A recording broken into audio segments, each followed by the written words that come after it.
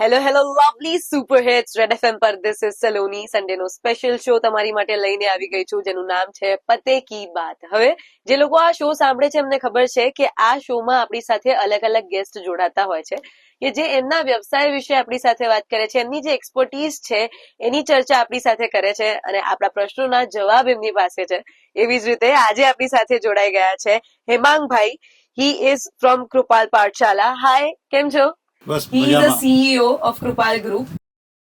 તો યસ, આજે આપણે ઇન્વેસ્ટમેન્ટની વાત કરવાના છે. ખાસ કરીને રિયલ એસ્ટેટની અંદર ઇન્વેસ્ટમેન્ટ કરવું હોય તો how is it a better option? બીજા ઘણા બધા ઓપ્શન છે ઇન્વેસ્ટમેન્ટ કરવામાં, તો આમાં રિયલ એસ્ટેટનું ઓપ્શન કેવી રીતે અલગ છે? ફર્સ્ટ ઓફ ઓલ બધાને ઓડિયન્સને જય સ્વામિનારાયણ અને thank you for inviting us. Real એસ્ટેટમાં લોકો વિચારતા હોય છે કે આ બહુ મોટી વાત છે, આપણે બહુ ટાઈમ લેતા હોઈએ છીએ, આમાં તો બહુ પૈસાનું ઇન્વેસ્ટમેન્ટ લાગી જાય છે.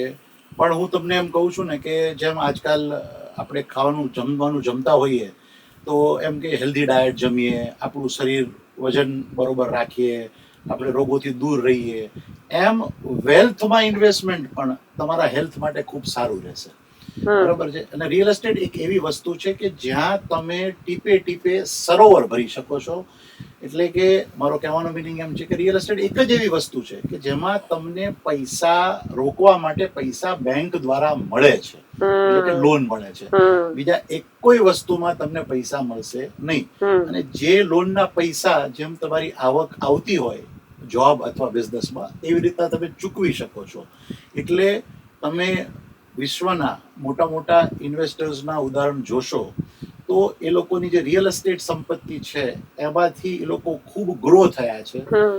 હું તો એમ કહું છું કે ખૂબ જરૂરી છે ઇન્વેસ્ટમેન્ટ કરવું. અમે લોકો આ બિઝનેસમાં છીએ એટલે એવું નથી કહેતા, પણ નાનપણથી જ અમારા વડીલોએ અમને ટેવ પાડેલી છે કે બચત થાય, બચત કરો અને સાથે સાથે એમાં લોનનું રકમ પણ ઉમેરો અને એમાં કોમર્શિયલ, રેસિડેન્શિયલ, આ તે બધી પ્રોપર્ટી વસાવતા જાઓ. આગળ જતા તમને ખૂબ કામ લાગશે. બિલકુલ સાચી વાત તમારી.